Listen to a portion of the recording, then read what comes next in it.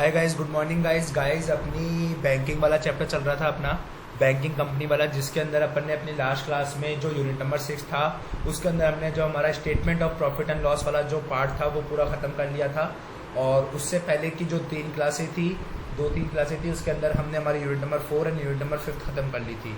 तो सर जो ये बैंकिंग वाला चैप्टर है उसके अंदर हमने कौन कौन सी यूनिट अभी तक ख़त्म कर चुके हैं सर? हम unit number 4, unit number 5 and unit number 6। और सर आज जो हम हमारी क्लास में यूनिट नंबर ख़त्म करेंगे उस यूनिट का नाम है यूनिट नंबर 3। क्या नाम है सर आज की क्लास का? आज की क्लास का जो बेसिकली जो ऑब्जेक्टिव रहेगा वो यूनिट नंबर 3 रहेगा, जिसका नाम होता है कैपिटल एडिक्वेसी रेशियो। क्या होता है सर? Capital adequacy ratio. अब सर क्या होता है, बैंकों को क्या होता है, ये जो कैपिटल एडिक्वेसी रेशियो है ना वो मेंटेन करना पड़ता है।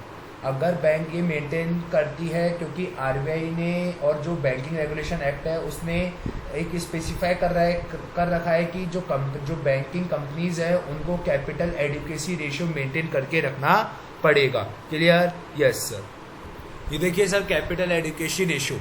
Sir capital adequacy ratio is used to describe the adequacy of the capital resources of a bank in relation to the risk associated with its operation. कहने का मतलब सर क्या होता है, जो कैपिटल एडिक्वेसी रेशियो ये बताता है किसी भी बैंकिंग कंपनी का कि उसने अपने कैपिटल को किस तरीके से यूटिलाइज करा है।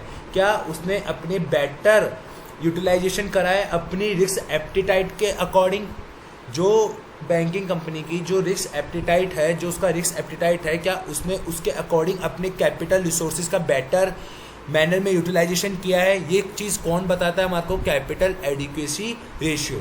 और सर इस कैपिटल एडिक्वेसी रेशियो है उसका जो मेन ऑब्जेक्टिव्स होते हैं वो 3 ही ऑब्जेक्टिव होते हैं कि वो जो भी रेकलेस लैंडिंग होती है बैंक के द्वारा उसको स्टॉप कर सके, जो बैंकिंग सिस्टम है उसके अंदर स्टेबिलिटी ला सके, साउंडनेस कर सके उसको, और comparatively footing of the banks of different countries, मतलब जो डिफरेंट कंट्रीज हैं उनमें भी बैंकिंग अच्छा कर सके।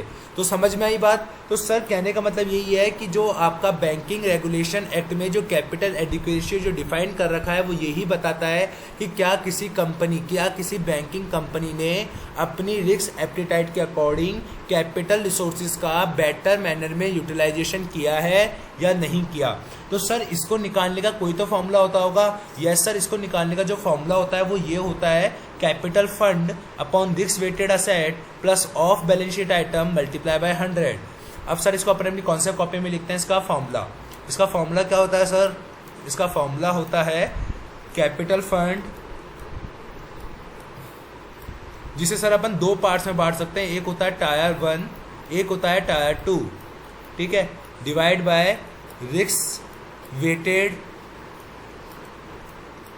असेट्स प्लस आपके जो ऑफ बैलेंस शीट के जो आइटम होते हैं, आपके जो ऑफ बैलेंस शीट के जो आइटम्स होते हैं उनको ऐड करना है, मल्टीप्लाई बाय सर आपको 100 करना है। ये आ जाता है सर आपके क्या? Capital adequacy ratio. तो सर सबसे पहले आपको ये समझना पड़ेगा कि ये टायर 1 कैपिटल और टायर 2 कैपिटल होती क्या है।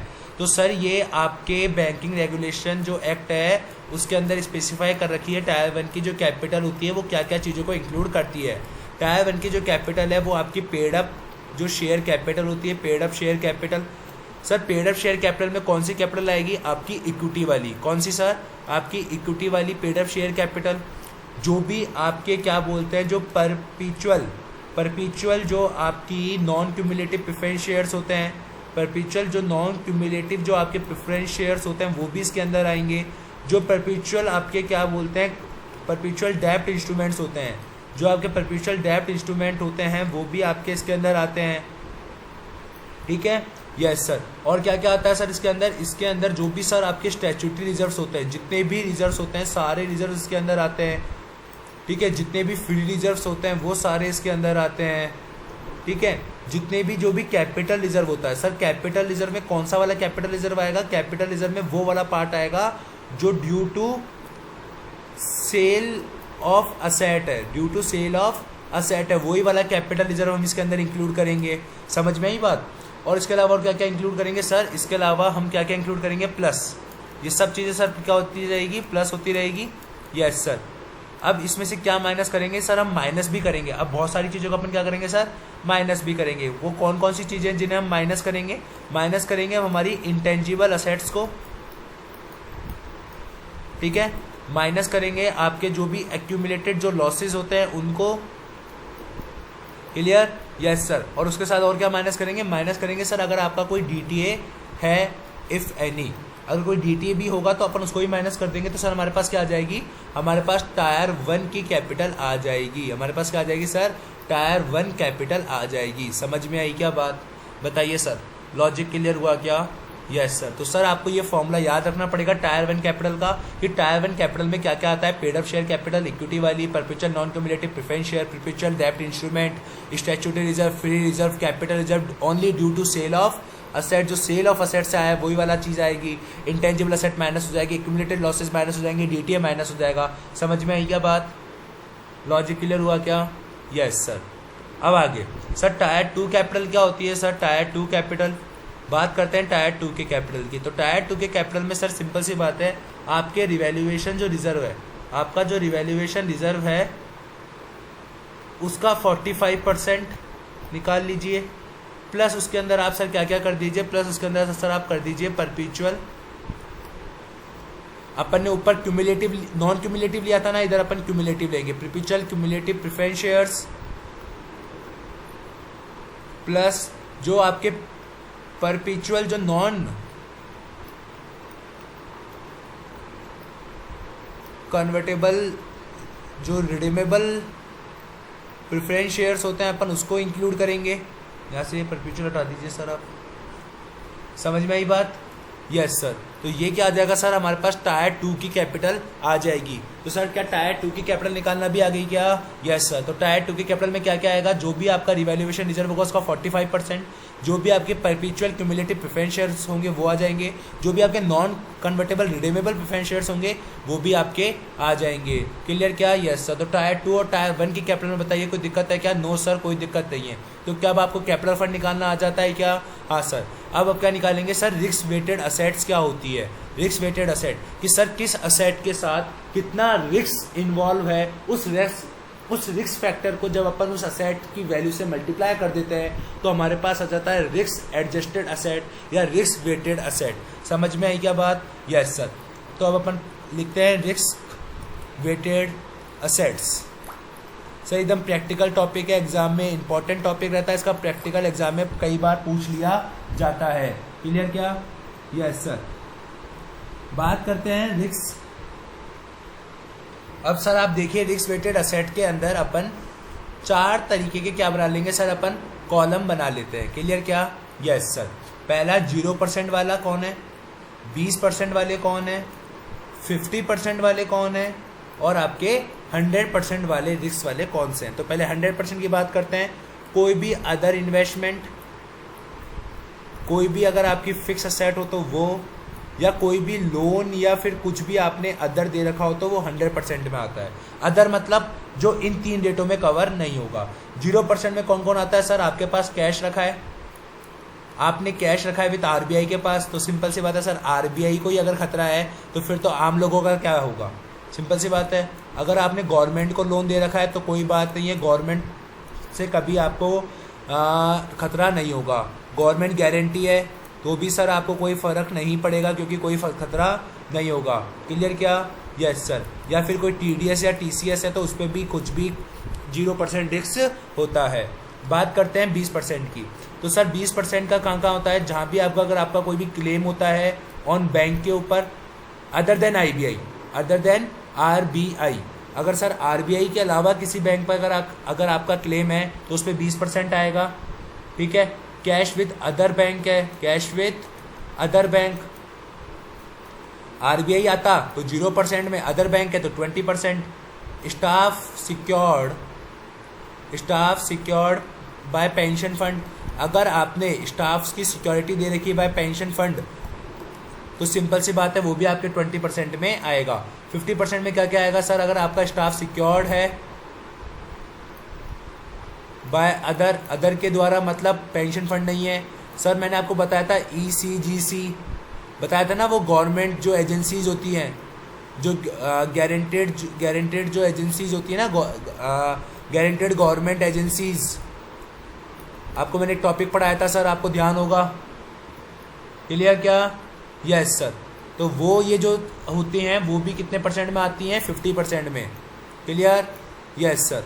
तो जितनी भी गवर्नमेंट गारंटेड वाली एजेंसीज होती हैं, जैसे ईसीजीसी हो गया, डीआईसीसीजीसी हो गया, या स्टार सिक्योर्ड बाय अदर्स होता है, वो 50% वाले रिस्क में आती है सर। ये होता है आपके रिस्क वेटेड असेट का चार्ट, जो कि आपको याद होना चाहिए। क्लियर क्या? Yes sir. सर क्या अपन एक क्वेश्चन कर लेंगे आईसीआई की बुक से, ताकि आपका ये जो कॉन्सेप्ट है वो खत्म हो जाए। छोटा सा कॉन्सेप्ट है सर, एकदम छोटा सा कॉन्सेप्ट है। क्लियर? Yes sir. फटाफट से आ जाइए सर, अपन आईसीआई की बुक से एक क्वेश्चन कर लेते हैं। आइए सर।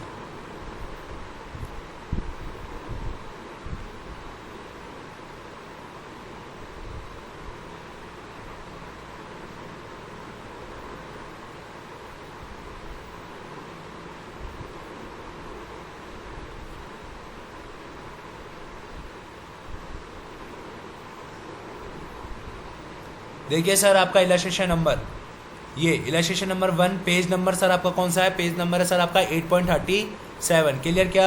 Yes sir. सर एक थोड़ा सा आप है ना, इसकी जगह थोड़ा सा एक अमेंड कर लीजिए आप, नॉन कन्वर्टेबल की जगह आप नॉन क्यूमुलेटिव कर लीजिए सर। इसको आप क्या कर लीजिए सर? Non cumulative. ठीक है, non cumulative redeemable preference share, non cumulative redeemable preference share आपके सेकंड टायर की कैपिटल का पार्ट बनेगा। क्लियर क्या? Yes sir. आइए सर, इलस्ट्रेशन नंबर 1 क्या बोला है सर? आपको सेग्रीगेट करना है कैपिटल को इन टायर 1 एंड टायर 2 की कैपिटल में, फाइंड आउट करना है रिस्क एडजस्टेड असेट को and risk weighted asset ratio. Risk weighted asset ratio का मतलब क्या होता है? CAR, capital adequacy ratio. तो सर सबसे पहले टायर 1 की कैपिटल छाट लें। Yes sir. Equity share capital part बनेगा, स्टैट्यूटरी रिजर्व पार्ट बनेगा, कैपिटल रिजर्व में ओनली जो कि आपके सेल के कारण हुआ है। तो सेल के कारण क्या बोला है? बैलेंस ड्यू टू सेल है। तो मतलब 1210 में से 280 माइनस कर दीजिए, तो सर कितना आता है आपके पास? कितना आता है सर आपके पास? आपके पास आता है 930। कितना आ गया सर? 930। मतलब आपका एक तो ये पार्ट और ये पार्ट, ठीक है, ये आपका क्या बनेगा सर? टायर 1 कैपिटल बनेगी, क्योंकि और बाकी आपको गिवन नहीं है। क्लियर क्या? समझ में आई क्या बात? Yes sir. देख लीजिए ना सर, आपको मैंने नोट्स में क्या लिखवाया टायर 1 कैपिटल में? क्या आपके पास पेड अप शेयर कैपिटल है? Yes sir. ये है? No sir. ये है? No sir. ये है? Yes sir. ये है? No sir. ये है? Yes sir. इसमें से क्या माइनस करते हैं सर अपन? इंटेंजिबल असेट और एक्यूमुलेटेड लॉसेस और deferred tax asset. Yes sir. आइए, कोई डेफर्ड टैक्स असेट है क्या अपने पास? देखिए क्वेश्चन में, कोई इंटेंजिबल असेट है क्या? कोई एक्यूमुलेटेड लॉसेस है क्या? No sir. तो फटाफट से जोड़ दीजिए सर इसको, टायर 1 की कैपिटल को। 48,000, 28,000 और ये कितना आया सर अपने पास? 930। कितना होता है सर? फटाफट से जोड़िए। 48,000 प्लस 28,000 डेट इक्वल्स टू 76,930। यही आ रहा है क्या? हाँ सर, 76,930 हमारे पास क्या आ गई? टायर 1 कैपिटल आ गई। समझ में आया क्या कैसे आया? Yes sir. अब क्या निकालेंगे अपन? टायर 2 की कैपिटल। Yes sir. टायर 2 की कैपिटल का फॉर्मूला क्या लिखवाया था मैंने आपको कि सर जो भी आपका रिवैल्यूएशन रिजर्व है उसका 45%। तो रिवैल्यूएशन रिजर्व कितना है सर आपका? रिवैल्यूएशन रिजर्व है कितना? 280, क्योंकि 280 due to revaluation of asset है, उसका 45% निकाल लीजिए सर। 280 का फटाफट से 280 multiply by 45% that equals to 126। Yes sir. तो टायर 2 की कैपिटल 126 प्लस क्या उसके अंदर सर ये है क्या? परपेचुअल क्यूमुलेटिव प्रेफरेंस शेयर या non cumulative redeemable preference share है क्या? है क्या सर? No sir. है क्या? नहीं। तो मतलब अपन इनको कंसिडर नहीं करेंगे। तो टायर 2 की कैपिटल कितनी आ गई सर? टायर 2 की कैपिटल आ गई 126। क्या 126 आ रहा है क्या? Yes sir. दोनों को जब मैं जोड़ दूंगा तो मेरे पास क्या कैपिटल फंड आ जाएगा क्या? हाँ सर, ऐसे फॉर्मूला होता है कैपिटल फंड का। यही होता है कि tyre 1 capital plus tyre 2 capital. Clear? Divide by आप किससे करेंगे सर? रिस्क वेटेड असेट से। Yes sir. तो रिस्क वेटेड असेट में मैंने आपको क्या बताया था? देखिए, आपका जो भी कैश बैलेंस विद RBI है 0% पर, बैलेंस विद अदर बैंक है 20%, क्लेम ऑन बैंक है 20%, अदर इन्वेस्टमेंट है तो सर मैंने बताया था 100%, गारंटेड बाय गवर्नमेंट है 0, पब्लिक सेक्टर है जो कि अंडरटेकिंग है ऑफ गवर्नमेंट ऑफ इंडिया की, तो भी 0% हो जाएगा सर। ठीक है। अगर अदर्स ने लोन एडवांस दिया है तो 100% हो जाएगा सर। कोई भी फिक्स असेट होती है तो 100%, कोई अदर असेट होती है तो 100%। क्लियर क्या? समझ में आ रही क्या बात? और ऑफ बैलेंस शीट आइटम्स में कभी भी परसेंटेज लगता नहीं है। देखिए सर कितना हो गया ये, फटाफट से जोड़िए। 125 का 20% कितना होता है 250। Yes sir 2850 multiply by 20% that equals to कितना हो गया सर 570। समझ में आई क्या बात। यस सर ये 100% कितना हो गया 78250। ये 0% 0, ये 0% 0, ये आपका 100% हो गया यूं की यूं, ठीक है। ये आपका 100% हो गया और ये आपका 100% हो गया। फटाफट से जोड़िए सर कितना आता है रिस्क वेटेड असेट आपके पास।